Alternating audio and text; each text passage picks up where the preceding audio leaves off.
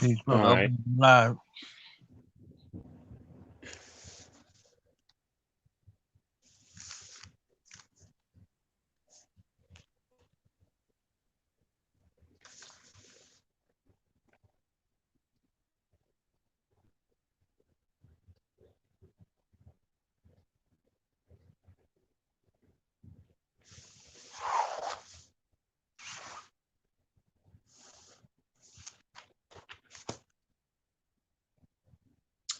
Abibifahoodie, Abibitumi, Hotep, Alafia, Shalom, Assalamu alaikum, Kujitiwala, race first, and all black laws for all black people.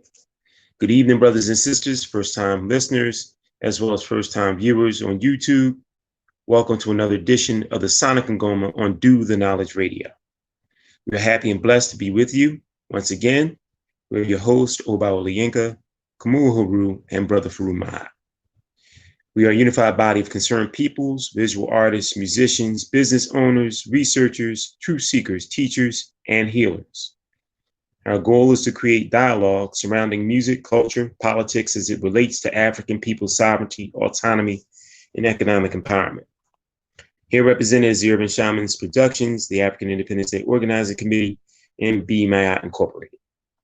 Before we jump into tonight's topic with our guest, we want to let you know that part of the Sonic Ngoma radio broadcast is brought to you by the Urban Shamans Productions, the African Independence Day Organizing Committee, Maat Incorporated, Heru Custodial Maintenance and Home Renewal, the Temple of the Black Messiah, and of course, Do the Knowledge Radio. Peace and Black Power, family. Welcome to another edition of the Sonic Ngoma. This is going to be interesting show tonight, being that we have we had our guest scheduled, Sister Basiyymah Bey, who serves currently as the third Assistant President General of the UNIA ACL, as well as one of the executive officers for the Universal African Black Cross Nurses of the UNIA. But more likely, hopefully she'll join us later on, but we've definitely had some difficulty in striving to have her on tonight.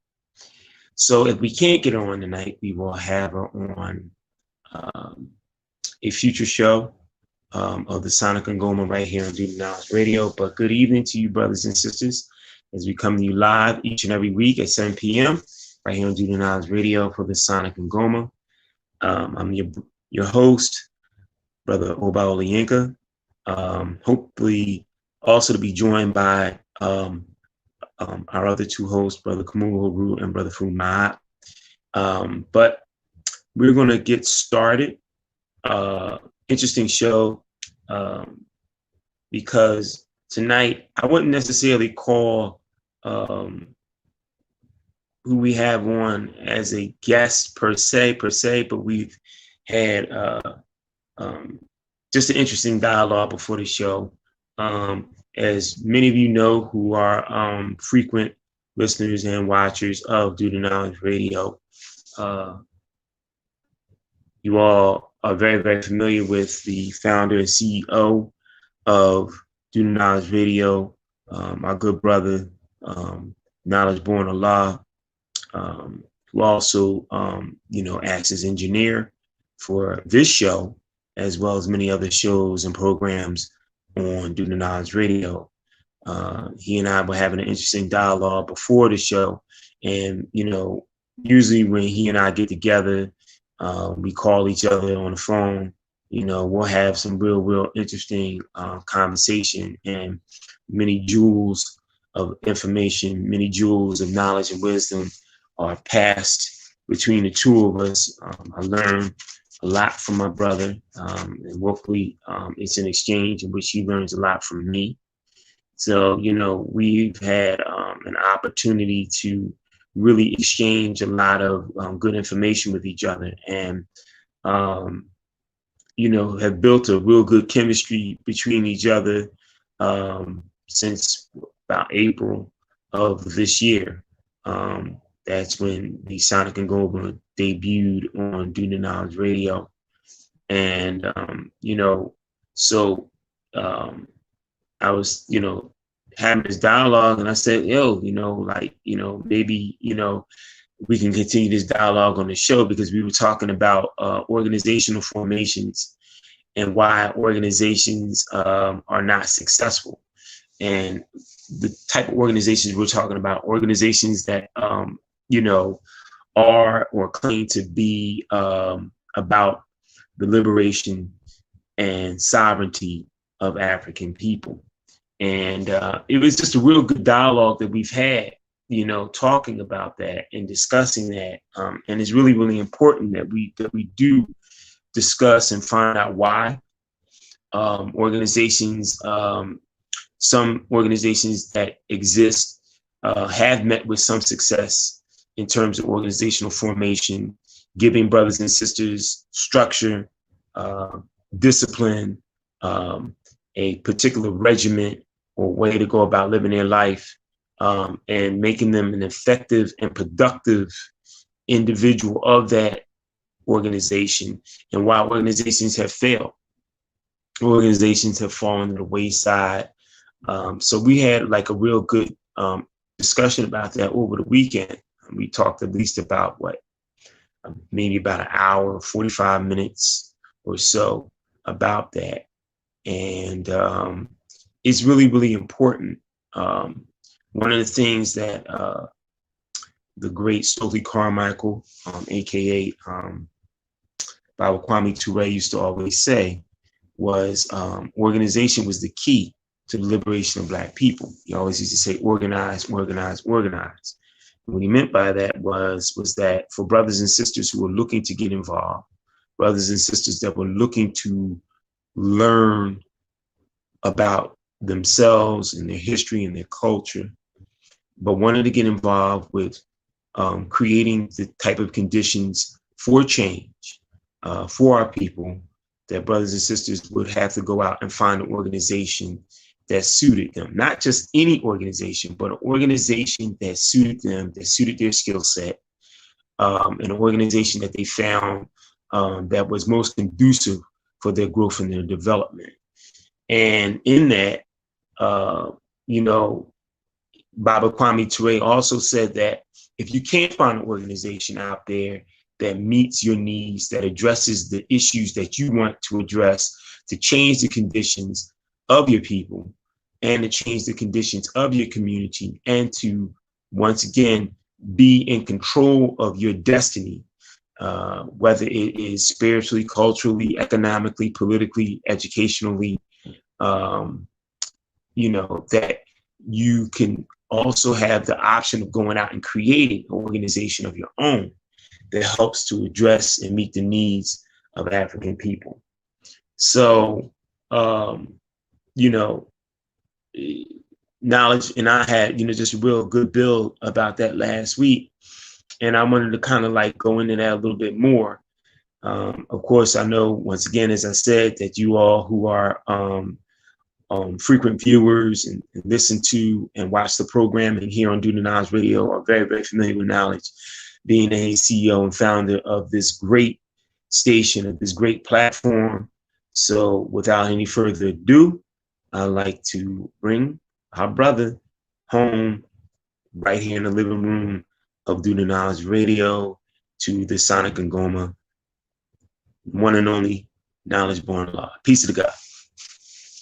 Peace Almighty, Abibifahoodie, Abibitumi, Black Power, to Black people who stand on the foundation of what Black Power is, true in the heart to its definition as given to us and coined by Baba Kwame Ture and our Baba Mukasa Ricks, which is to define and defend and support that which is in the best interest of Black people. So if what the agenda is doesn't follow within the confines of the criteria, then it's not Black Power nor is it for the empowerment of Black people. So you hear that colloquial term used, or that, rallying cry, and we really need to consider what it means and what it takes to achieve. So honored to be here on the Sonic and Ngoma, fresh off of that 2K celebration / 12-year commemoration of Return of the Soul Brothers that we did in Bavaria, Germany, in November of 2008. It was a remarkable occasion. It was the first time it was ever done, and it hadn't been done since. So, we just coming in off of that, moment of reflection, moment of celebration, moment of commemoration, and as fuel going forward, for some other episodes and some other things that are going on here in the station. So honored to be here on the platform. Sonic and Ngoma, I think, is a phenomenal platform. The African Trio is a dynamic one, and it's one that stands on proper principles and invites guests in that share in the shared vision of the visionaries of Sonic and Ngoma. So I'm definitely honored to be. I know I'm here in the background most of the time, and things like that, but it's an honor to be invited someplace, even if it's your own place sometimes. You see what I'm saying? Because with so much going on and so much principle not being no longer adhered to, excuse me, or the go-to or the primary principle now has become secondary. As manhood and womanhood, as African manhood and African womanhood becomes optional, so as to the principles that we covet. So in the space and place like this, in this particular dispensation of time, as the church folks will say, glad to be here, glad to be on the same platform that my brother Wise Intelligent was on, that our elder sister Pam Africa was on, that my older brother Divine Allah was on. Like, so many critical and relevant guests have come through this platform via Sonic and Ngoma. Remarkable. Sister V was just on last week. So it's just so many, names that I could name that come through here, and I'm glad to be counted in that number. General King Samir, Tahir RBG, United Front. So many of those coming through here and gracing the platform. And, with this collaboration with Urban Shamans and Brother Oba and Brother Farugh Maat, you know what I'm saying? I think that y'all epitomize collective work and responsibility and that fine spirit of collaboration. So I just wanted to say that publicly. And we can go wherever you want to go with it. Yeah, I mean, like I said, brother, we appreciate you. I definitely appreciate you. I appreciate, what we built. I just, I don't know, just want to go over conversation that, we had over the weekend.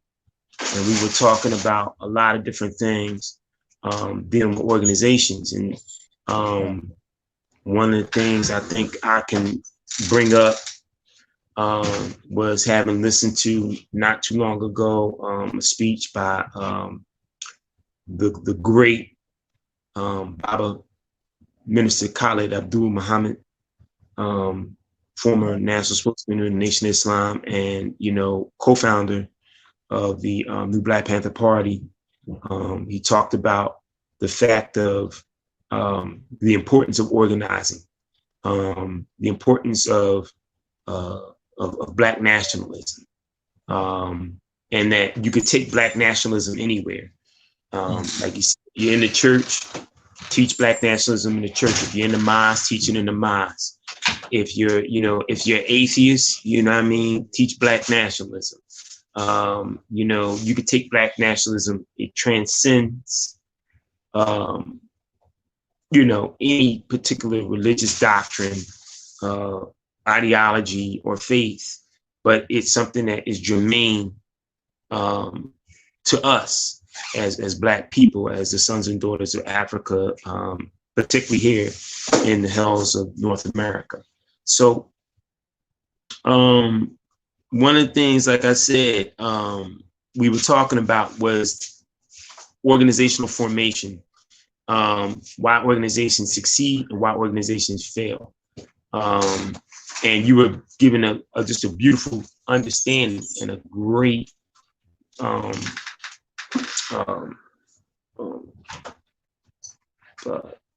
just a great analysis of why organizations succeed and why organizations fail, and what brothers and sisters need for organizations, what they need in terms of like what they need in order to stay rooted to that organization. Because if they don't find certain things that the organization can't provide them, then they're not going to be around long.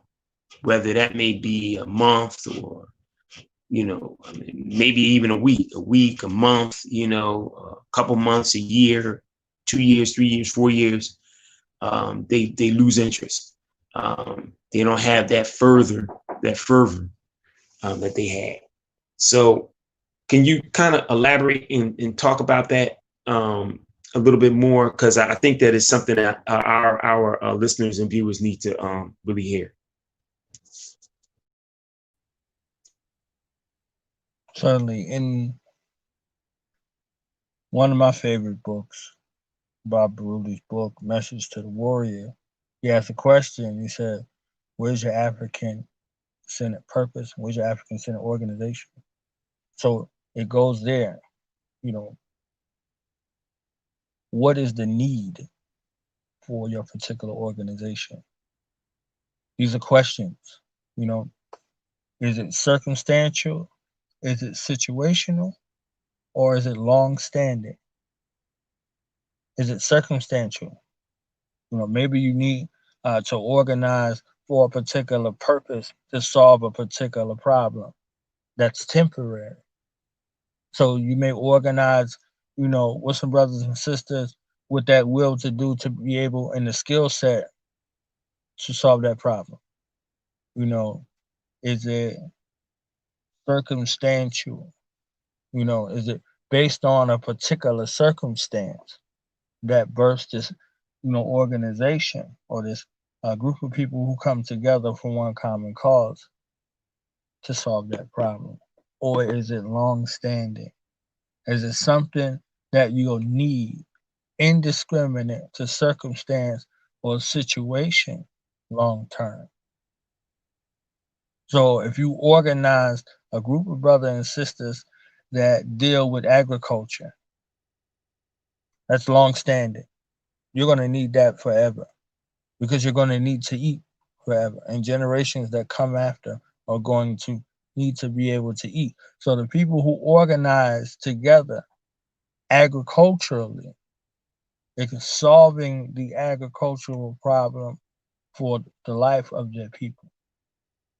And if the organization and the people aren't akin to one another, the agricultural organization will no longer be able to do what it needs to do in order to feed its people.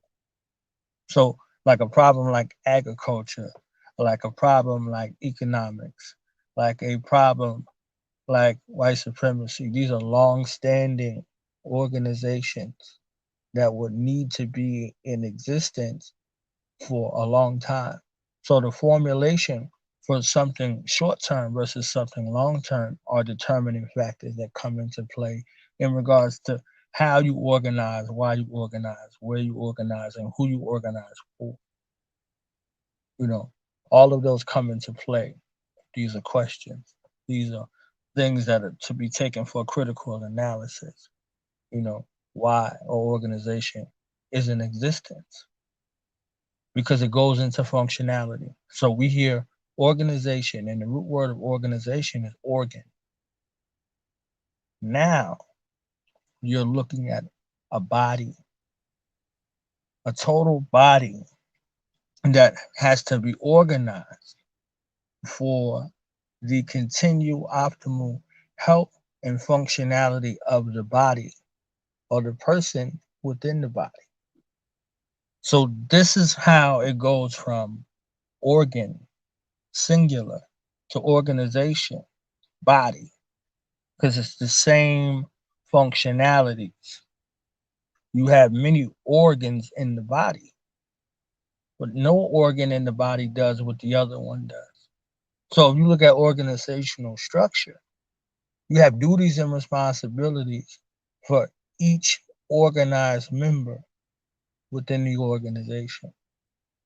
So again, this is contingent upon short term versus long term. And I don't see anything that confronts us as African people to where we need to organize or put something into place for short term. We don't have short term problems. We have long standing problems that we can get organized and eradicate in a short time with no limited time if we were organized properly in that. You know, you know how the adage goes, we're not outnumbered, we're out organized. So if you're dealing with a small group of organized people and contingent to a large group of unorganized people that organize, properly trained, properly groomed, properly uh, acculturated in whatever the purpose is, will have a greater success or likelihood of victory against this larger body because they know what to do. So when you look at this organization and you look at how it moves as one unit, as one mind, as one body, one God, one aim, one destiny, as the Honorable Marcus Messiah, God peace be upon him, said. This is how you have to move. And how you have to move that way is in its inception. In its inception, many times dissatisfaction is what moves us to organize, not in the sheer essence of it. Something happens and dissatisfaction sets in, and now people say we have to do something about this. We have to come to that point where enough is enough. You got to get to that point, like Doc Mock from United Front said, where you're mad enough. But that emotion is something that is temporary. If you're in a state of anger for the rest of the time, you won't get anything. So, you know, as our brother Baba Imhotep teaches that anger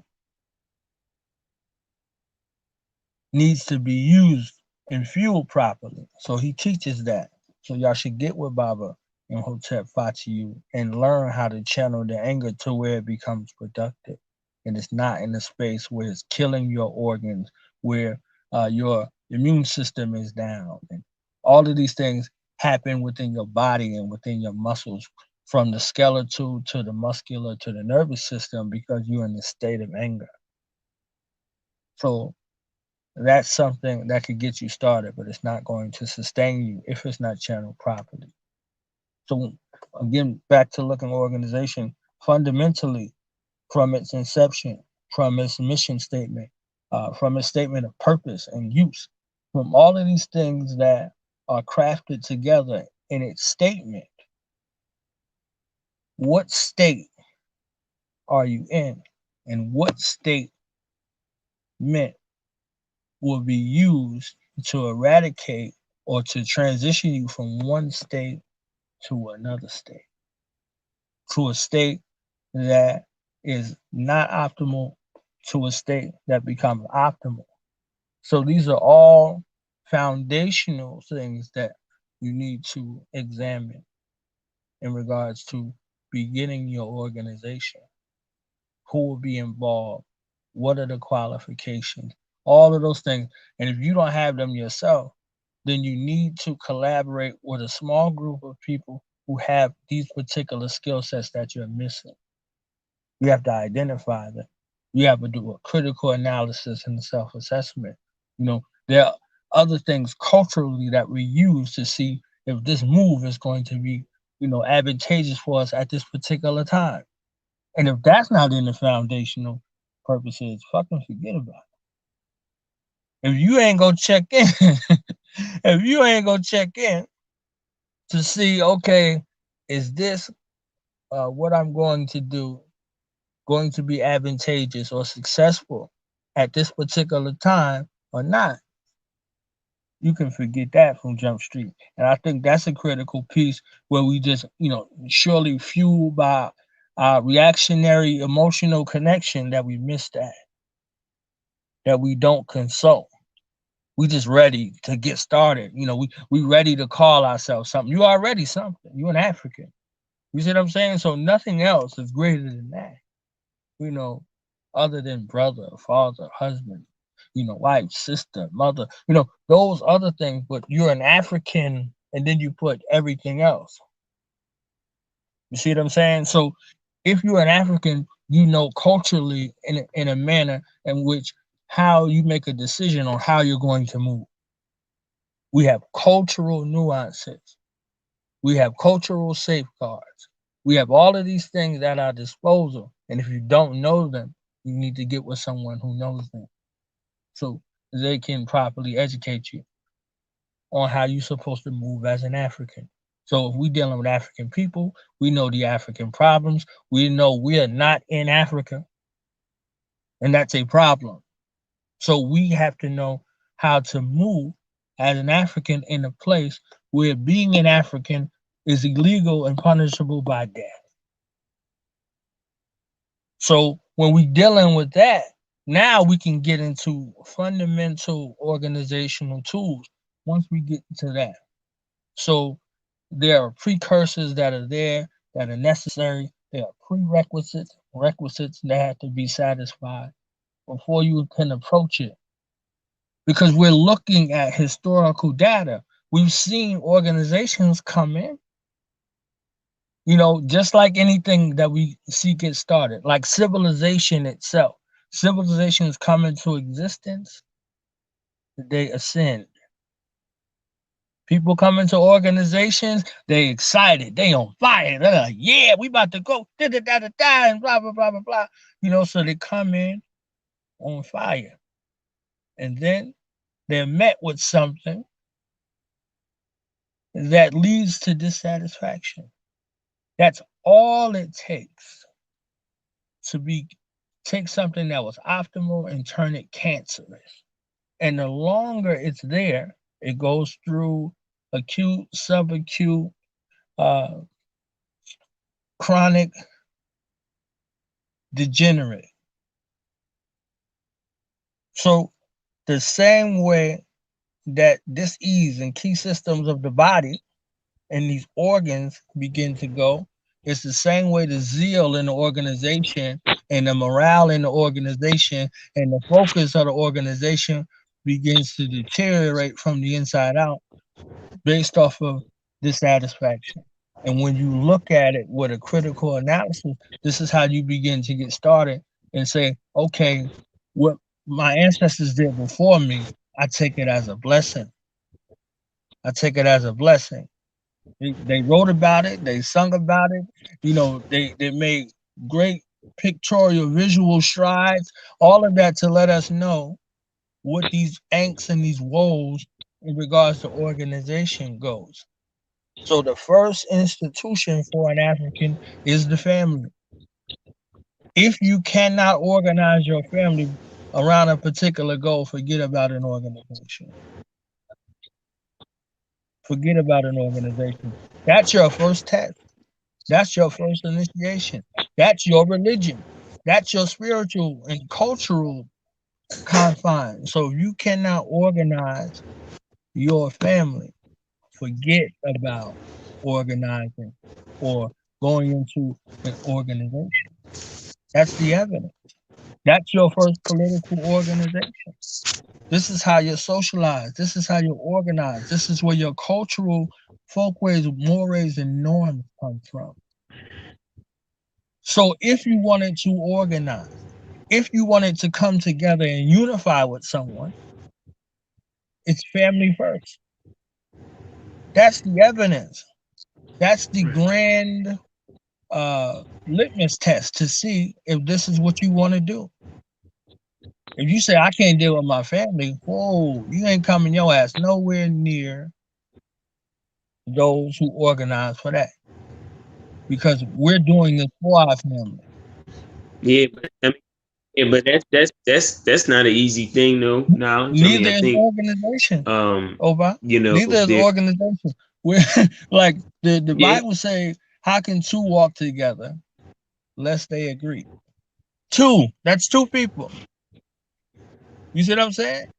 So right. if you Hmm. and your brother ain't on one accord, one of y'all gonna be Cain and one of y'all gonna be Abel. You see what I'm saying? That's the jewel in it. You know, Right. whether these people are people or not, the behavior, you can find the behavior. You can be with one other person who ain't on the same accord as you, and they're gonna look to take you the fuck out, whether it's physically, emotionally, psychologically, whatever it is. So if y'all minds ain't aligned, if y'all heart ain't aligned, if y'all not centered around the same purpose, you can forget about it. That's you can fill in the blanket at anybody. You can add Hmm. your children, you can add your woman, you can add God. You understand? The scriptures say God helped those who help themselves. So if you ain't in accordance with that divine plan, you can forget about it. You see what I'm saying? So this is where that's why I say where two Hmm. or three are gathered in thy name, I'll be in the midst. That's where God comes from. You see what I'm saying? That congregation with the minds and hearts aligned around that particular purpose. God in the midst. Now you can create. You see what I'm saying? Now you can agree. Now you can move. They can't infiltrate that. You see what I'm saying? They can't infiltrate that. It's there, and they'll try, but they can't. If y'all agree, because y'all are gonna go through all of those angst and those woes. Y'all are gonna go through those trials and those tests together, and y'all gonna be fortified in blood. So now imagine some outsider coming trying to infiltrate. So we think we need organizations with large numbers of people in order to get something done. Right. What did the Right. ripple effect of what Comrade George and his younger brother Jonathan do for the world? That's two brothers. Hmm. One was already in prison. His younger brother could have said, you know what, fuck that, man. That's him. I'm young. I'm 17 years old, man. I got my whole life ahead of me to live. Hmm. He couldn't be in a state of peace knowing that his brother was subjected to abstract torture and destruction. He asked the question, what would you do if it was your brother? Hmm. You see what I'm saying? He asked that question. So when we looking at it, it's our brother, it's our sister, it's our mother, it's our aunties, it's our grandmothers, it's our grandparents, it's our elders, it's our ancestors. What are we doing? You see what I'm saying? So if we want to organize around a particular thing that isn't emotionally driven, and we get together with those who have been properly vetted and went through the proper checking system, those 3 to 5 people become the lifeblood of the organization. those 3 to 5 people. They got duties, they got responsibilities, they got all kinds of things. So if you could get past 2, you could get to 3. You can get past 3, you get between 3 to 5. You got it all together. And that's what you need in order to get started. That's what you need in order to get started, because you got work to do. You got things to establish. You got roles and responsibility. You got training. You got drill. You got physical fitness. You got skills training. All of these things around whatever your particular purpose is and the problem that you're seeking to solve. You have to get those 5 people within your organization up to snuff. And that's where your time need to be spent. You need to work with them psychologically. You got to know if people got emotional hangups, if they procrastinate. All of those things will be revealed so they know that anybody seeking admission into this particular organization, you need to know what to look for already. You need to know what those signs are. Can you spot a rat? Can you spot a provocateur? Will they be able to not only survive the initiatory coming into the organization, but the peer element? Do you want to work with them? Right. You there, you go to work, it's the same shit. They pick that. They have a corporate culture or a business culture, and they want to see if you're able to fit. This is what the interview process is. This is what the candidate process are. And they're going through and they're screening out. Okay, you meet the basic qualifications. Let's call you into an interview to do inquiry into your character. They just tell you, you come into some place, you wait your 90 days or you wear all black or whatever the fuck, and that's it. That cannot be enough for what we need. Those things are addendums. You understand what I'm saying? They're addendums, but they are not enough. The United States military has a training regiment. They can take anybody off of the street. They got anybody off of the street, any Joe Blow off of the street, and turn them into a train killer. How does that process happen? How many man hours are spent? What is their variance versus their success rate versus their failure rate? Because everybody don't make it in the military. Everybody don't make it through training. So how can your organization be any different than those organizations that you're going to have to contend with if you're looking to do something militaristically? How can you contend with them? So these are things. This is only with 3 to 5 people. So the rest of the people who seek admission into the organization have to be accepted by all 5 people. Have to be vetted by all 5 people. Have to go through whatever hell that the other people went through at the inception of the organization. You have to be able to, have that duty and responsibility charged to those who are best suited for them. So if you add 3 to 5 people for 5 years, and then y'all decide, okay, we might look for a 6th person. Everybody got to agree you need somebody else in the organization. And what the hell they going to do when they get there? So, they was talking all of this voting process and shit, and everybody was voting and running around with stickers. Do you know what you voted for? Do you know who you voted for? There's a political process within the organization for somebody who has to come in and for somebody who has to leave.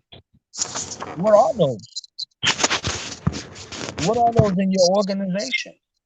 If somebody violates, what's the penalty? If somebody do good, what's the reward? Justice is your penalty or reward depending upon your ways and actions. Mm-hmm. You see what I'm saying? So Mm-hmm. when you're looking at that, you can't be mesmerized and you can't be so ready and so apt to just have somebody in, because you can go to organizations where they just want somebody in so they can haze them the same way they were hazed. They can't wait. They can't wait. They start going bringing people. And recruitment is the lifeblood of the organization. But what's the quality of the recruiting process and the ones who are recruiting? Right. And everybody can't recruit. It is an artful skill. It's a talent. You mentioned Dr. Collins, peace be upon him. If you ain't watched Revolutionary Tricks of the Trade, ooh, and you in an organization, you can fucking forget about it. If you ain't watched Revolutionary Tricks of the Trade, it's on YouTube. You can check it out. And you hear Dr. Collins giving that wisdom to the fighting force, to the vanguard, that they need to be revolutionary about how they recruit and in the manner in which they present themselves to the people. You are an ambassador to your culture. You're an ambassador to your way of life. You're an ambassador to your organization. So whether you was independent, when I was soldier in the ranks of the Panther Party, I was a Panther whether I had the uniform on or not. My conversation was Panther conversation. So indiscriminate to whomever I was speaking to, a Muslim, a Christian, a Moor, a Nuwabian, an atheist, I was speaking to them in their language, and I was infusing Panther Party politics. And I didn't have to do that much. Ain't nobody better than Doc. You understand what I'm saying? So as long as you out there looking the part, talking the part, acting the part, and doing those things that are necessary, you can bring people into your organization if your organization is in that mechanism in regards to recruiting. What are they buying? You. They don't know too much about the organization. They know you though. Mm-hmm. So whether we talking about religious or whether we talking about spiritual, whether we talking about political, whether we just talking about friendship, you are an ambassador to your family. You are an ambassador to your bloodline, your foremothers and your forefathers. So in that execution phase, this is something that you have to be mindful of at all times. That's why it took a village. That's why that adage is true. It take a village because everybody was responsible for everybody.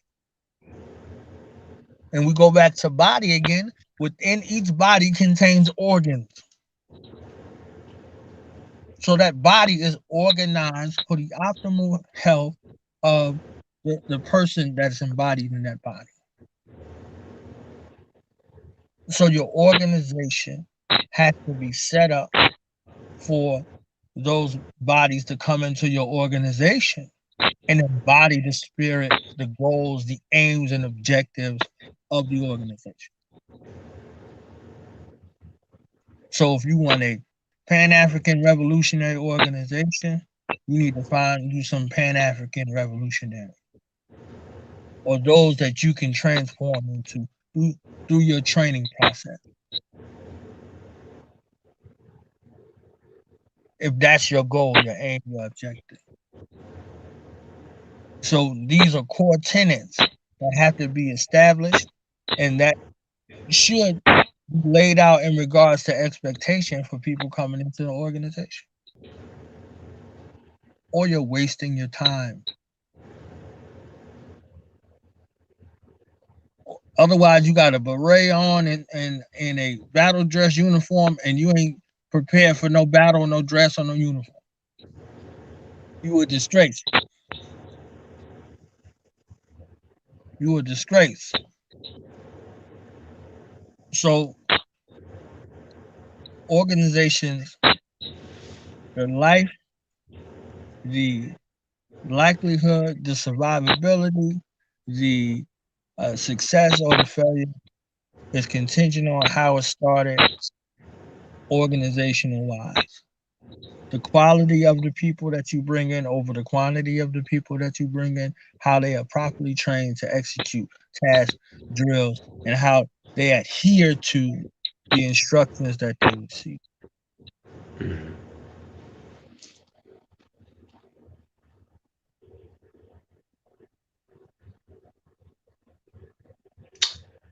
I know that one of the things that I wanted to raise with you this week was, and with this conversation, because I've come across a lot of young brothers and sisters who get into organizations and they're very enthusiastic, very dedicated, very committed, but a lot of them get in there with this mentality that, you know, conditions for Black people, conditions for African people are going to change just like that now that I'm in this organization. A lot of young people get into organizations with visions and dreams and ideas and instant gratification, microwavable success, not something that they planned on. And then they look at long range, the long range necessary work that needs to be done in steps and increments. And the work that needs to be done in various different areas of that organization in order for the organization to grow. And with growth leads to success, and with success leads to change. Why do you think that a lot of our young brothers and sisters out here, and I come across a number of them, have this mentality? And then when they're disappointed and they see all that has to be done, and sometimes, let me even say this, sometimes it's not even their fault. Sometimes the organization that they may get involved in, the culture of that organization doesn't click with them. There are things that could be looked at as hypocritical. Organizations could teach this, they could espouse this particular ideology and things of that nature, expose people to certain kind of rhetoric. But then at the same time, though, the ways and actions of individuals within that organization, within that group, are contradictory and very hypocritical to what it is that the organization teaches. Thus, the young people get very disenchanted, very disappointed, and very disheartened by it, and they end up leaving the organization. So my thing is that why do you think young people, first of all, are getting into organizations with this idea of wanting instant gratification, instant change, and then when they don't get it, they leave the organization. They don't even come back into any organization like it, and they definitely badmouth or talk down about various different organizations and movements that are leading towards change for African people.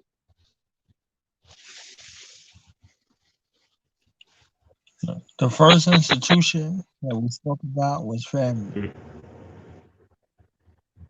Mm-hmm. And we said that we are ambassadors to our bloodline, we are ambassadors to our family, we are ambassadors to our way of life, right?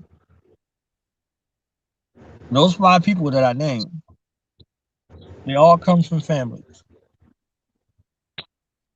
You know what I'm saying? The 3 to 5 people that I named, they all come from families. They all have families. So the organization, even though it only has 5 people, it's 5 families.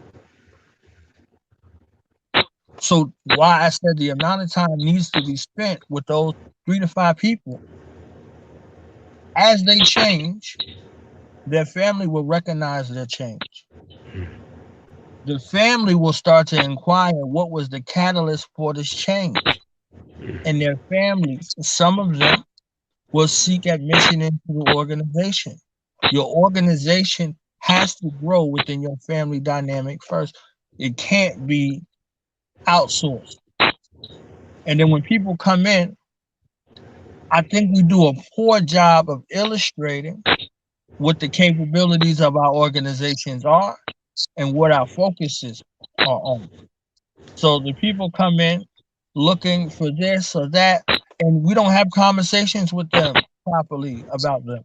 but what their needs are, what they're looking to do, and blah blah blah, and what their core beliefs are, and all of those things, they all play a factor on how they're going to take the organization.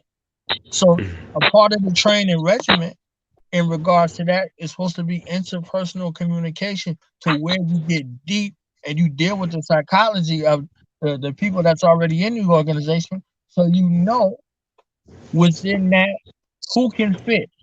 You see what I'm saying?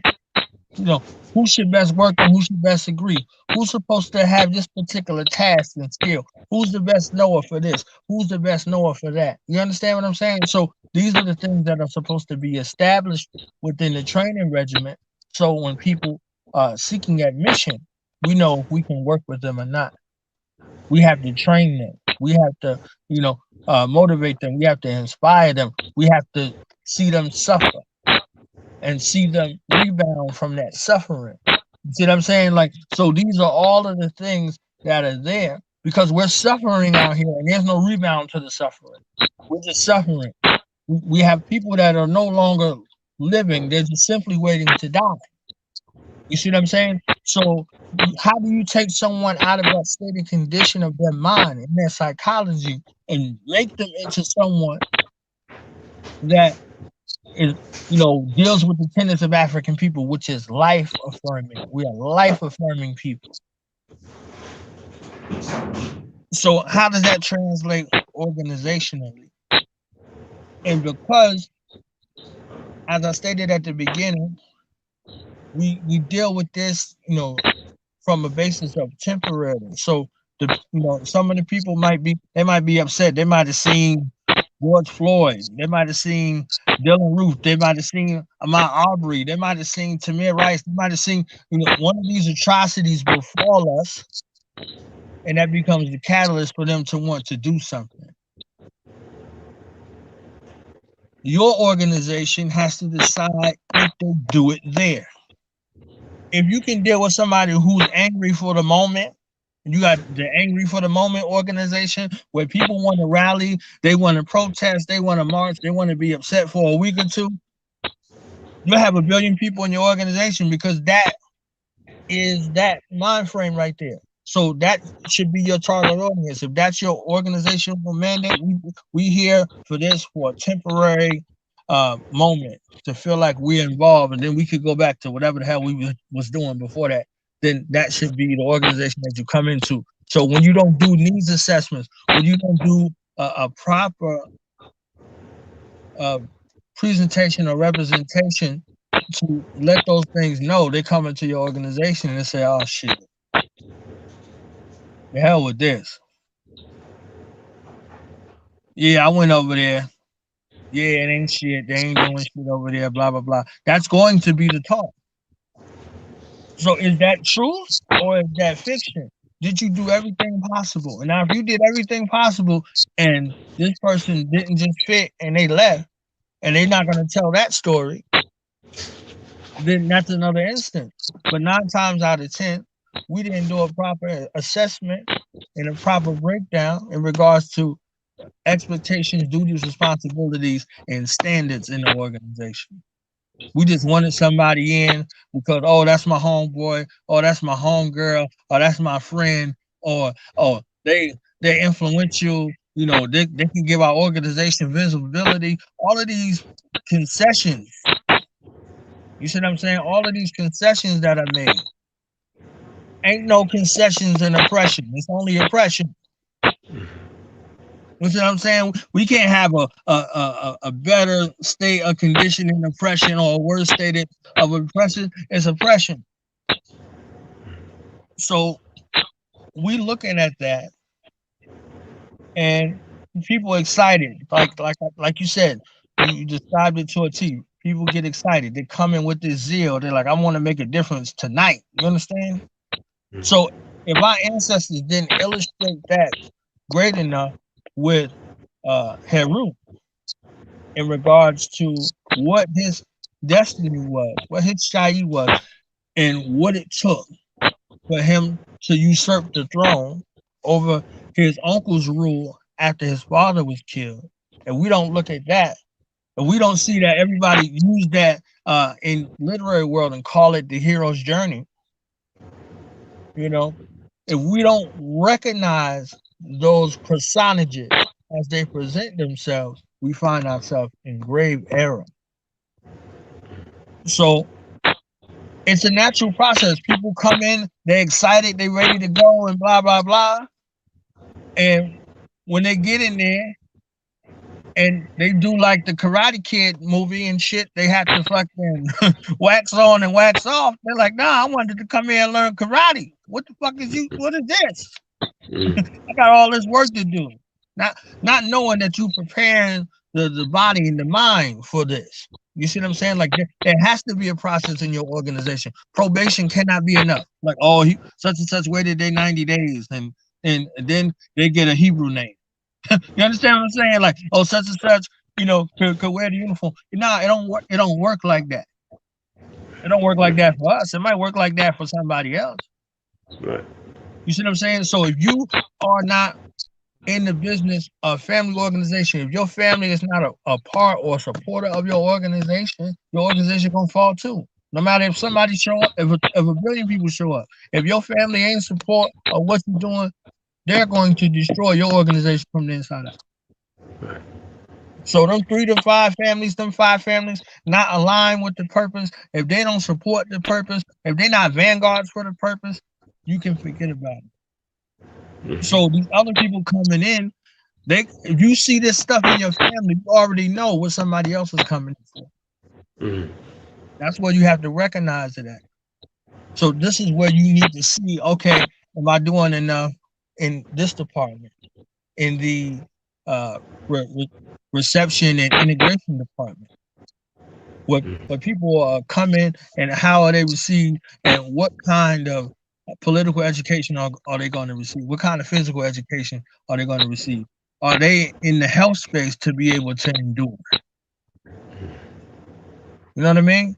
So all of these things come into a requirement, and it might look like the most qualified looking candidate versus the least likely looking candidate is the one that's going to make it and do what the other one who looked the best for the part won't do. So people come into organizations and everything they know about the organization is an unknown. They don't know nothing. They're on the outside. They don't know what it took for the organization to come together, what kind of sacrifices, none of that shit. So it's your job to bring them through those processes so they have a great understanding of what it is and what it takes to be there. You don't just walk in the job. You went through a process. You got a story in order for you to get into the job. And then you go through all of that shit and background checks and fingerprints and all that else, and you get in the job and everybody sleep. So it ain't just the organization. It's these aspects of your life. So because they sleeping, you ain't gonna do your job, you're gonna go to sleep, or you're gonna do what you got. You see what I'm saying? So it has to be a point where which we cover the bases in the way that we're supposed to, in the manner that we're supposed to, and we become more responsible and accountable to who we bring in and what we allow within the confines of the organization.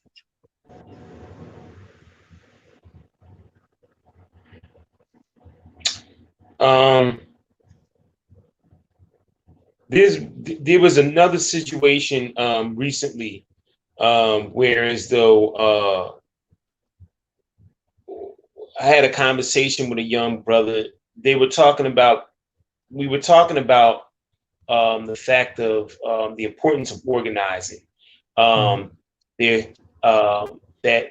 structure is important for our people, and there's a lot of our people who feel, conscious, unconscious, brothers and sisters out here who feel as though that structure, discipline,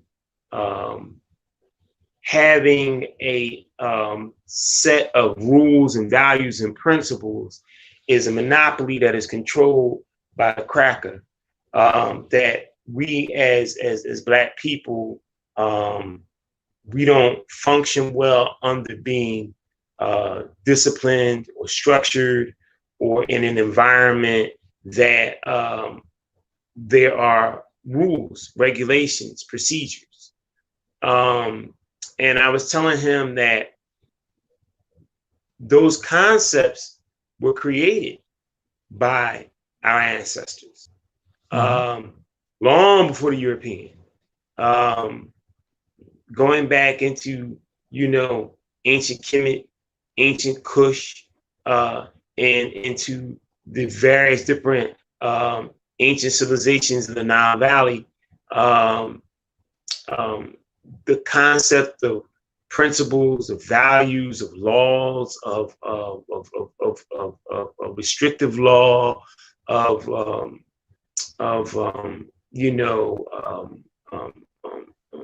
various documents and that were drawn up to give structure were the ideas that came out of the genius of the African mind. But the Europeans got us so twisted in our thinking that we kind of, when we think of those things, we give him the credit for that.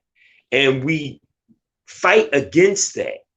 So you won't have a lot of brothers getting into various different organizations. I remember coming up, for me, the big organization was, the Nation of Islam. There is structure in the Nation of Islam, and a lot of brothers and sisters, there are many brothers and sisters that could deal with it because they went into the nation, whether it was first resurrection, second resurrection, or whatever. They went into it. There's certain guidelines, rules, restrictive laws, principles, ideas that the nation teaches, and that you don't go in there with your own outlook and mindset on what you think the nation is and what the nation should be, and you going out there and you trying to change the various different principles and ideologies that existed prior to you even coming along, that were there from this very foundation and the very inception. So a lot of brothers and sisters don't like organizations like the nation, or organizations that are very structured, because of the fact that it's too, it kind of like, it's like wearing a straitjacket, and they can't do what they want to do when they want to do it. So my whole thing is that how do we get not only young people to see the value of structure, of certain rules and regulations and guidelines, but how do we get older individuals our age, and in particularly our age? I don't think that you're really going to change the mind of brothers and sisters that are elders, or in their 70s to 80s, but I'm talking about brothers and sisters that are our age group, to look at the values and the importance of structure, of discipline, of certain restrictions, do's and don'ts, certain laws, even dealing with the 42 declarations of Maat, those particular affirmations, and the importance that they play, or even the Aguza Saba, 7 very simple principles, but principles that have a lot of value. How do we get them to, see the importance of having structure in their lives and in our organizations? The best thing we could be for our people, Bob Oba is an example. And we're an example whether we acknowledge it or not. We're an example of a good example or an example of a bad example. And that's subjective. So for those who want to do what you do, they pay attention to you. Wisdom is wise words and wise ways and actions. It's just not words and actions. So when they see the wisdom in it, they can understand the why. You see what I'm saying? So when they see the wisdom in it, do you take time to convey it to them, other than trying to down talk them, trying to disrespect them. You understand what I'm saying? Like, do you convey it in a manner in no limited time that's easily digestible? You know, teach the babies. Muhammad Muhammad, peace be upon him, said, feed the babies milk, not meat. You see what I'm saying? Are we giving them the babies milk? Or are we force feeding them meat? You see what I'm saying? So, in what you say and what you do, if they're congruent, you done made a disciple. So you seeking to get people to see the value of discipline, discipline, display structure, show the results of an undisciplined life versus a disciplined life. Point to them, be able to identify them, have them be able to identify a disciplined structure or life versus an undisciplined and unstructured life. Talk to them about recidivism. Talk to them about a cycle of abuse and addiction. Have them understand it and, you know, recognize that in their peer group. And that's indiscriminate to age. How many do you know like boom? How many people you know like boom? Oh, you thinking of somebody right now. You thinking of some people right now. All right, so if you can see that in those people, what do you see in yourself? Are you living discipline or undisciplined life? Then you tell them something like it ain't no wrong or right or wrong answer. I just need you to answer it. Or if you don't want them to answer it out loud, tell them it's rhetorical. Just think about that. And they will leave thinking about that. So meanwhile, they watch you before they speak to you. They watch how you move. They see what you do and all of those things. So all of those things are there in a factor. Nobody came to no spiritual or religious inclination on their own. They read something and they saw something. Or they saw something first that caused them to read something. Then they had to go someplace. And then in that place, the deciding factor was some people that they saw, a brother that they met or a sister that they met. You know what I mean? How many people ain't read a book in their life? They walked in Black and Nobel and walked out with a book. You know what I'm saying? It's the atmosphere that's there that go along with it.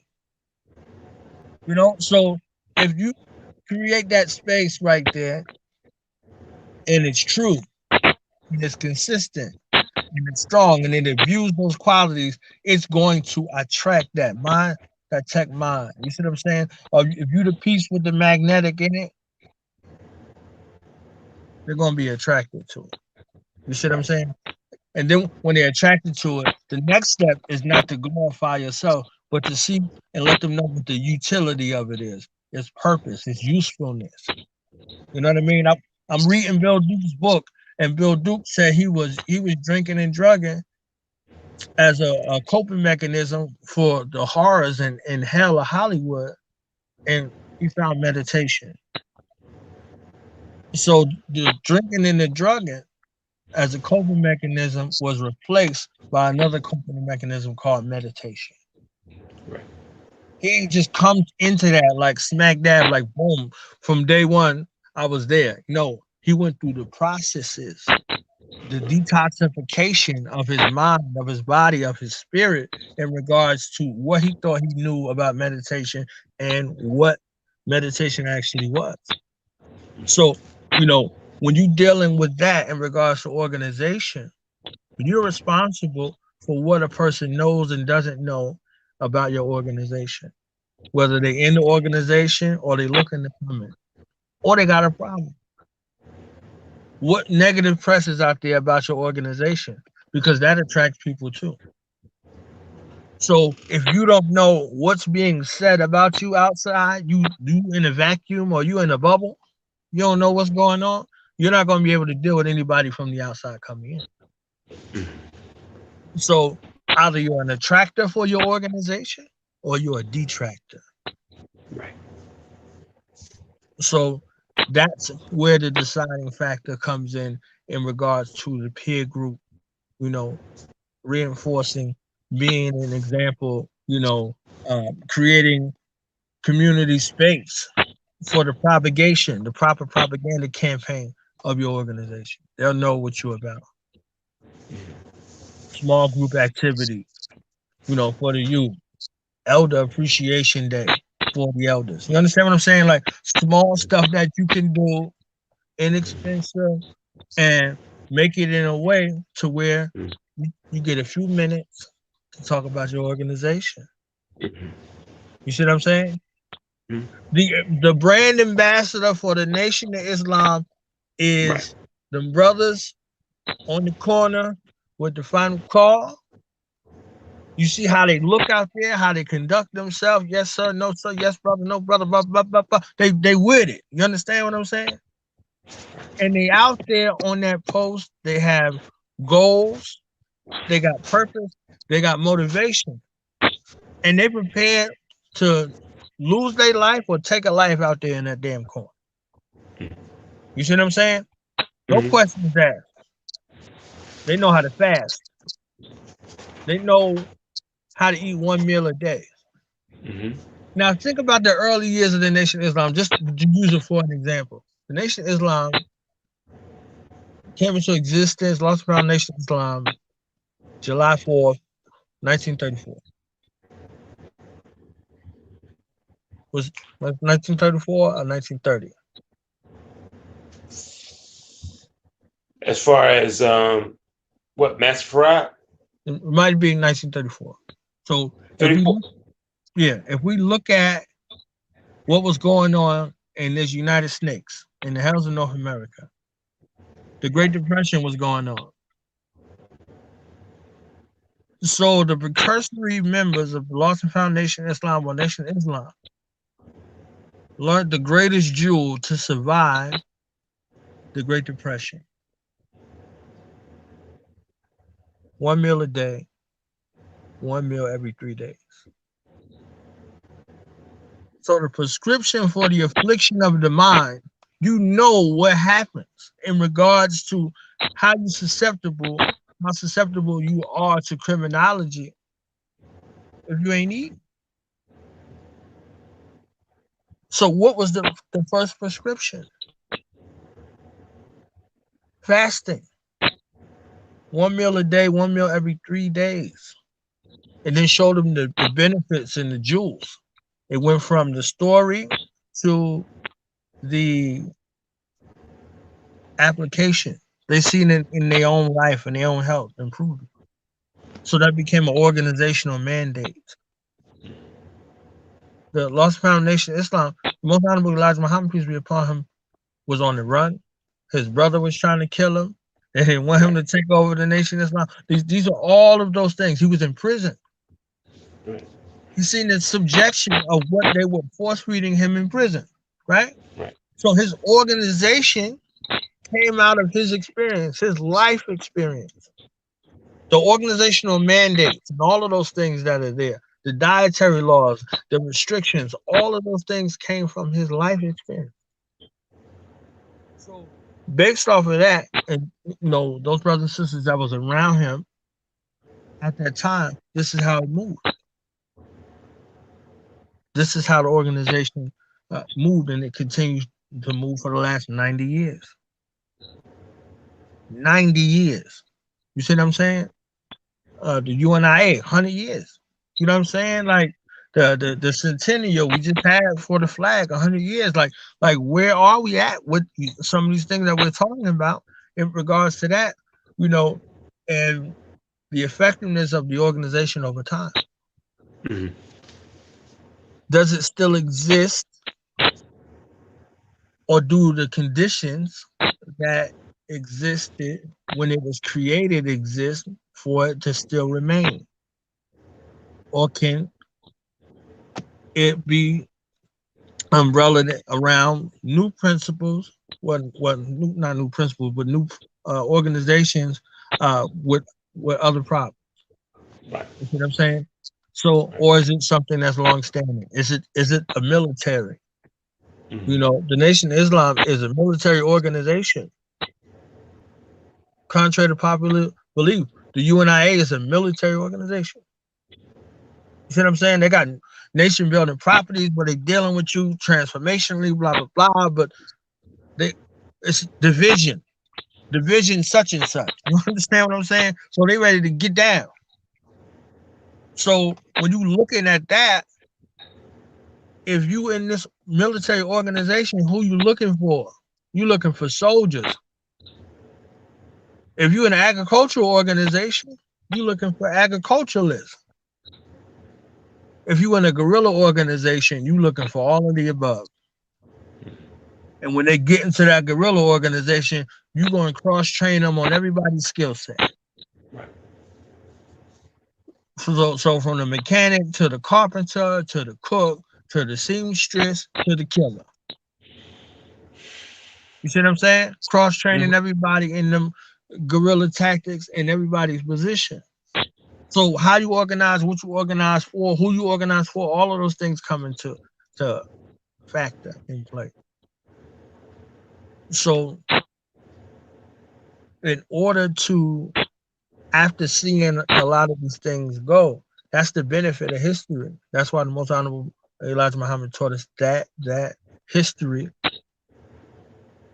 is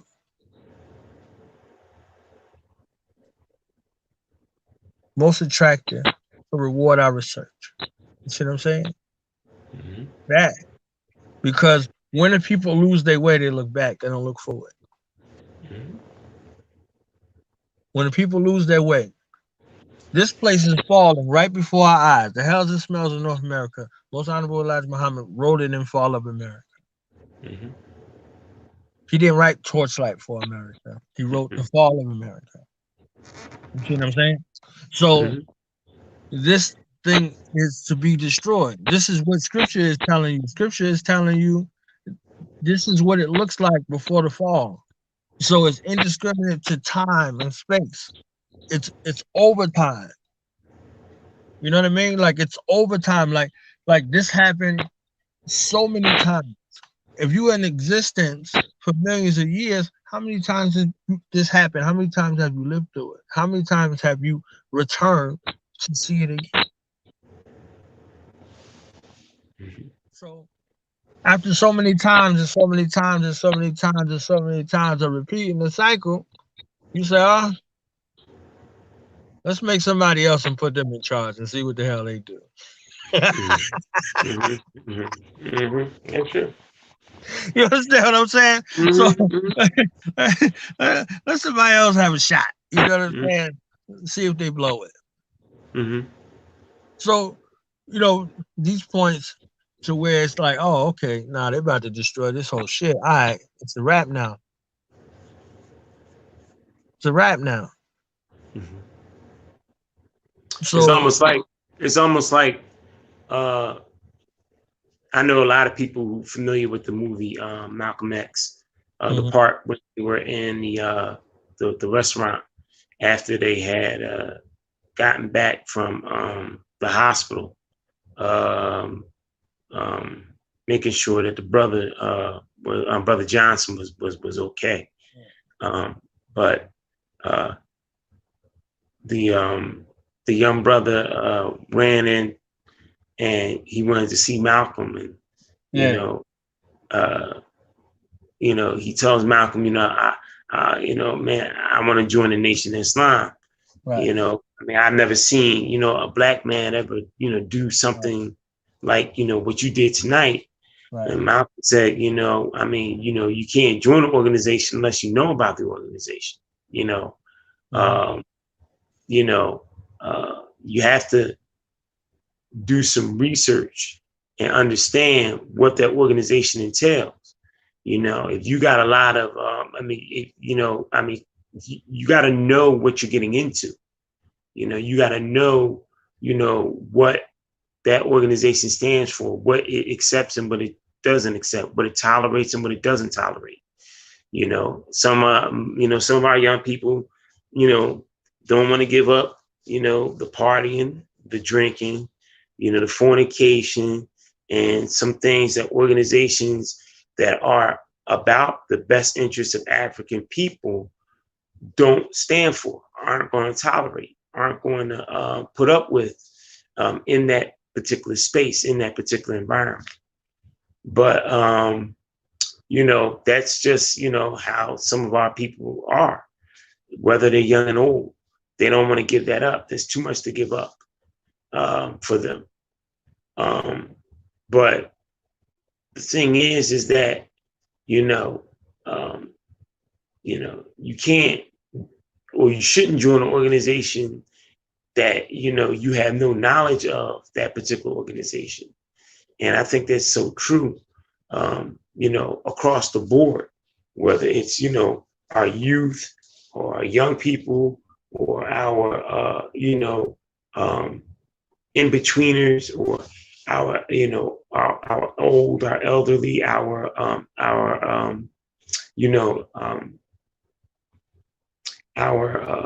jegnas, or our particular elders.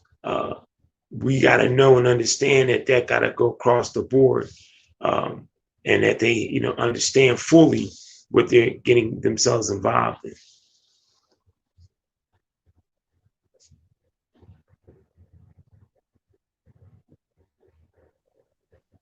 I agree, and that onus is on the organization. Right. It's shared with the people to do their research, but it's on the organization to either make that available or to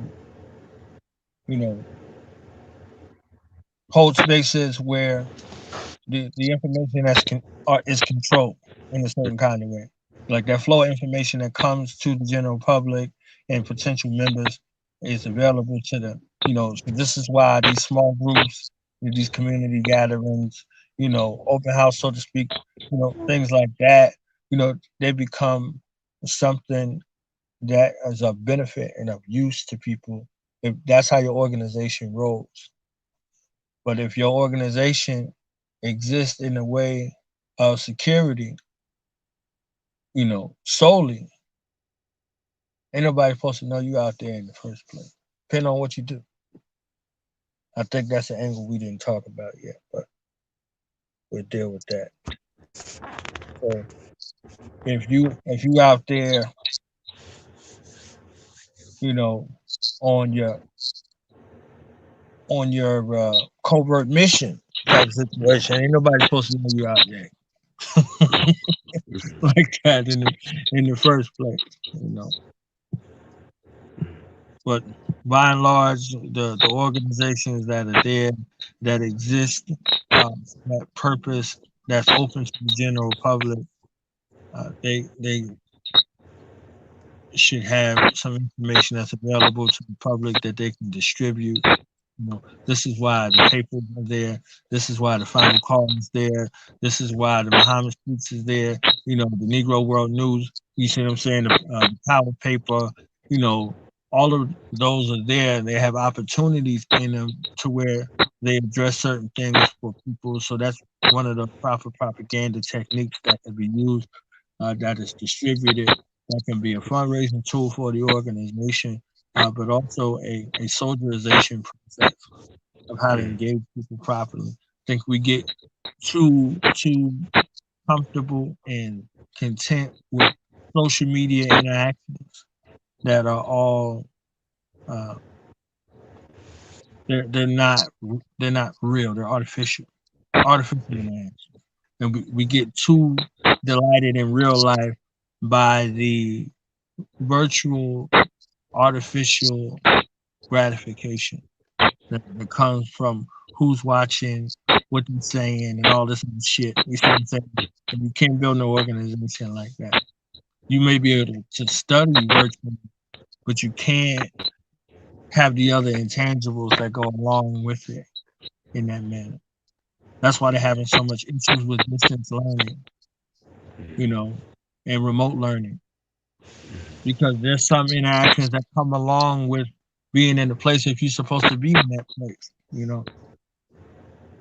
Taking a virtual karate class ain't the same thing as being in the dojo.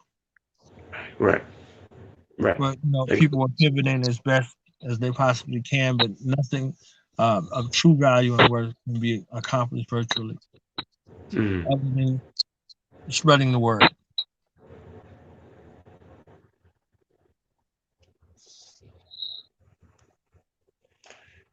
Well, you know, we could go on this whole thing more and more in depthly. That's why, like I said, I want to, have you back, on the show. But I think that we laid a context for folks who are watching this program, who are interested, who are borderline, who are thinking about becoming involved in our liberation struggle and our liberation movements, and joining an organization. So they're sitting on the fence, but we're giving them every reason why they should join an organization. And like I said earlier, as Baba Kwame, put it so well, Baba Kwame Ture put it so well, that if you can't find an organization, then you can, or you can go about the process of starting your own organization, But I think that, this is a needed conversation, and this is something that should be discussed a little bit more, because we think it's so easy to just, get into an organization and once you're in the organization and everything, then magically, it leads to a person's transformation, their growth, their development, so forth and so on. And that's not always the case. We have to see why some organizations succeeded, their model, and why some organization models failed. And it's all a part of growth, and it's all a part of development, and it's all a part of us becoming better, in tune with the things that we have to do in order to be able to be led to some sense of success, willfully in our lifetime, and maybe not. The liberation and complete sovereign being that the African is may happen after we're long gone. But this is a good conversation for us to have on this platform, but to continue this conversation because it's needed. And I think that a lot of these summits and conferences that we're having, whether they're online, when prior to this whole COVID thing, we were having a lot of conferences and summits where we got together, at venues and things of that nature, and that we were able to interact person to person, dealing with human contact. But this is an issue as far as organizations, the very things that you and I discussed tonight that need to be talked about. So as we move towards close, you have any final comments, and also talk about some of the upcoming programming coming up on Due to Knowledge Radio this week and in the coming weeks, of what's going on right here on Due to Knowledge Radio. Well, I think that small group sessions, small group training, small group leaders, and small group trainers, and small group counselors need to be identified, just at a base level. These small bases of operation could be organized around those. George Lester Jackson, people said we should organize our people around day-to-day needs. You see what I'm saying? Realistic day-to-day needs. So what are those day-to-day needs? And they differ from community to community. So the task would be to organize that small group in each community that is able to assess and identify and implement what the issues are in their community. You see what I'm saying? So the small group counselors, the small group trainers, the small group leaders, the small group sessions, come together and formulate that for their particular area. You see what I'm saying? And that's something that is palatable, that can begin to mobilize the community around those particular ideas, because we're dealing with the communities uh,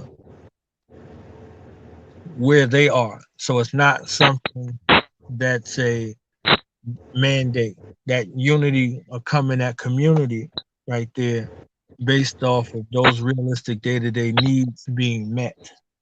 So whatever they are, I know we have some cultural universals, but there's some cultural specifics to your community. So you can do a survey and assessment in your community to where you identify those problems. That means you have to act interpersonally with people. You have to go engage those people, and some of those things. I could get more in depth with that. Uh, when I come back on, and we can kind of work that and get into some other aspects. But I just wanted to say that briefly, to organize around realistic day-to-day needs in a small group. It doesn't take hundreds of thousands or hundreds of thousands or millions to move to make something happen. I tell you, uh, it takes a proper charge, a detonate cord, and it's a couple other things to make an explosion. You understand what I'm saying? So that part right there is something that you can work on your level. So as far as the platform here at Dudenow's Radio, we're on every day of the week, and we have something going on every day, whether it's one show or a couple of shows. We have a Black Business Spotlight series that we're working, that people can make a small investment and come through and talk about their skill set, talk about their program, talk about their business, the products and services they offer, their stories, formulating their business and all of those things. They can share it, with our global listening audience. This audience is an audience that's around the globe. It's a global audience. We were just on Sunday, and my brother DJ Vision One came through from Germany. You see what I'm saying? So just like that, So this platform is a global platform. So Black people around the world can see what your talents, your skills, with your gifts, with your product, with your services are. So, can leverage that opportunity for a small fee. Just it's the holiday season. People are still celebrating whether we want them to or not. And we want our people celebrating, but in the spirit, what are you celebrating? Who are you celebrating? Who are you supporting? Your endeavors and your efforts. What are you adorning your people with? You see what I'm saying? So you're giving gifts and all of those things. You got Black businesses to get them from. You have Black people to get them from, to empower, to support, and to uplift. And in turn, those Black businesses have an onus and responsibility to give back to their community, to be a part of the solution and not the problem. We're not dealing with fucking black capitalists that are running around here who are looking to capitalize in the same way that the devil does. You have an onus and responsibility if you receive something from our community to give back. So that's one of those things, the Black Business Spotlight that's going on, along with dynamic shows like this, the Sonic and Ngoma, the Black Survive or Die series, hosted every Warrior Wednesday, 7 p.m. Eastern Standard Time, by the 5-star general of the Khalid Muhammad Militia, Minister King Shabazz, every Warrior Wednesday, 7 p.m. right here on Dudenow's Radio. So we have that, and we have other spotlights that are coming up. Businesses, brothers and sisters are coming on to tell their talents and skills, to share their stories with us. So, wherever you're listening from, make sure you go to www.youtube.com/Dude Knowledge Radio. That's DOTHAKNOWLEDGERADIO. Check out our hub site, also our e-commerce site, Dude Knowledge Radio. You can follow the show on Instagram at Knowledge One Alive 357 on Instagram, and on Twitter at Knowledge One 15 on Twitter. If you're looking to be a guest on the show, you can hit me in one of those places, or you can email me at throughnowledgeradio@gmail.com. And if you're looking to host a series, you're looking for some Africans who are here to add to the series. We got a couple dynamic series, a couple dynamic African warrior sisters that will be joining the Do the Knowledge Radio dynasty over here. What Ty Harvey G called it Empire. Do the Knowledge Radio Empire. You understand what I'm saying? So we got some dynamic sisters that are coming up.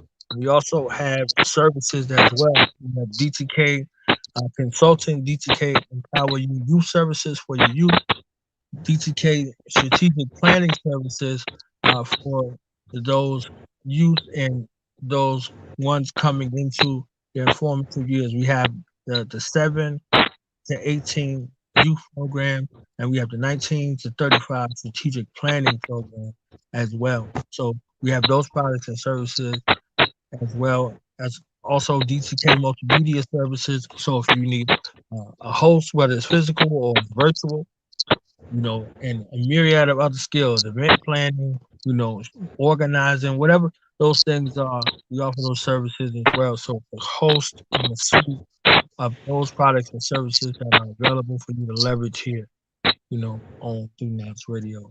So I wanted to say, well, Tupe to you, Oba, for allowing me the space and opportunity to come on and to dialogue with you briefly on something we both passionate about. You understand what I'm saying? And Good point. Good point. Many of those summits and places, this doesn't become a thing or a point of focus, because then a lot of people would feel slighted, because everybody thinks whatever they're doing is fine and whatever they're doing is enough. You see what I'm saying? And as you want to develop and as you want to grow, you have to do a critical self-assessment. You see what I'm saying? And then take it back to those spiritual centers for a check-in. You see what I'm saying? Is this good? Where am I at? Boom, what do I need to be doing? Blah, blah, blah. All of those things, they become critical. And many of those places are devoid of that kind of insight. So, they got a mentality, if it ain't broke, don't fix it. You see what I'm saying? But if you don't know it's broke, you can't fix it. You see what I'm saying? So that is something that get called to task. And I see some of the same folks that are involved in everything all the time. You see what I'm saying? And I'm like, okay, that's interesting. You see what I'm saying? But to each their own. If they want what they need, if they're looking to grow, if they're looking to change, then they have to have the right people in place in order to make that happen. When companies go through a shift, they bring out an outside. They bring in an outside entity. That's their job. This is what they do, to be able to have them restructure and realign and all of that. Because like the Oracle said, you can't see past the choices that you don't understand. So honest to you for this opportunity. Well, brother, thank you, man. Like I said, I'm just, taking this opportunity, being on this platform, being one of the many different programs on Do the Knowledge Radio, and providing a service, to our people, who want some answers, who are on the fence, and also to kind of reinforce the values and ideas that people already have been living this way of life, who've already been committed to African people, to Black people, to our liberation struggle, can come to a place like Do the Knowledge Radio and, get fed and continue moving onward and forward, until the job is done, until the mission is done and that mission is complete and total sovereignty and independence for African people. So, but, you know, we'll continue this conversation. I know, you know, like I said, you know, in the future, you know, I mean, where you gonna go? I mean, this is your station, and you know, we always know where to find you, and we always know, you know, that you're with us each and every week, and a part of what it is that we do. So, like I said, Odupe to you, thank you, you know, and you know, we'll continue this conversation and this dialogue, you know, in the weeks and months to come.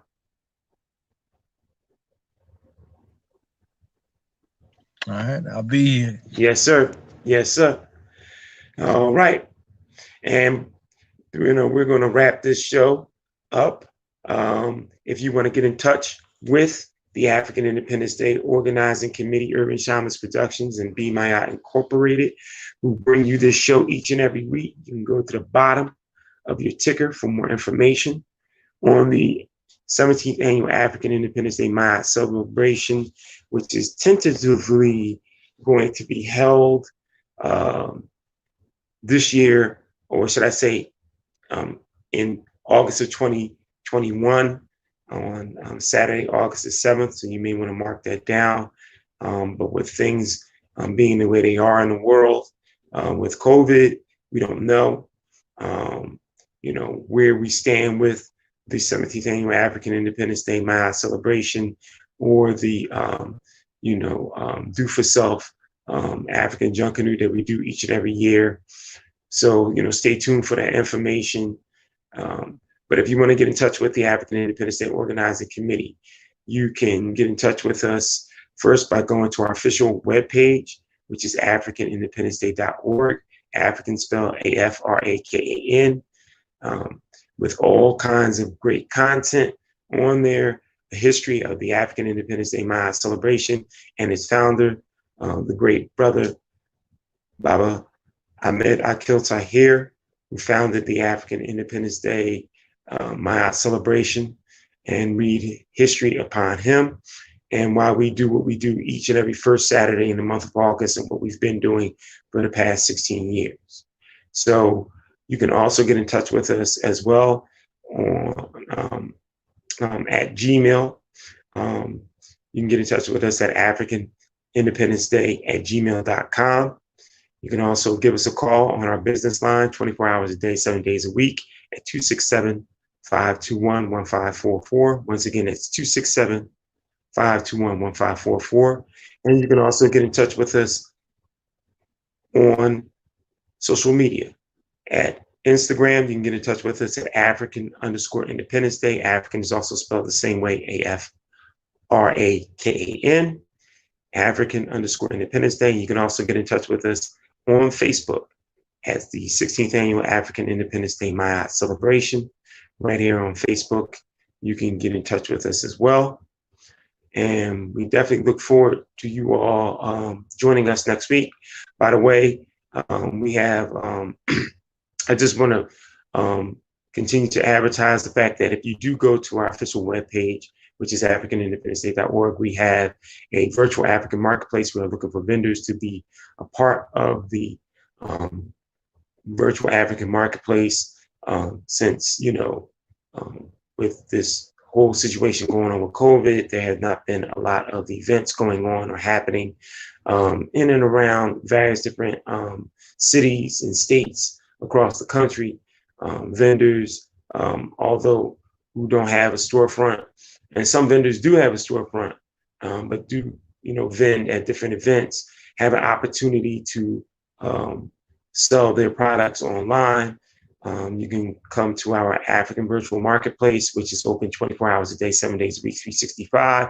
For vendors who want to join, go to africanindependenceday.org to join our African virtual marketplace today. So with that, I'm going to sign off.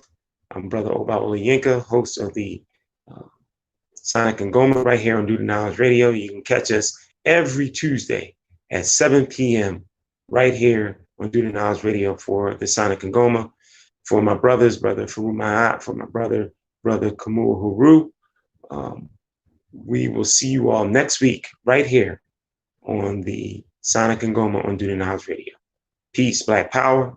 Abibifahoodie, Abibitumi, Kuji Tiwala, Wukusu. Black Power, race first. Yeah. Now we gonna tell them. Night in front. We tell them like this, yo. I'm an African. I'm a African. I'm an African. I'm a African. Yeah, y'all like that? No more. This man's mind is open. I'm an African. I'm a African. I'm an African. I'm a. Let's get back to the motive is best developed by recognizing the common enemy.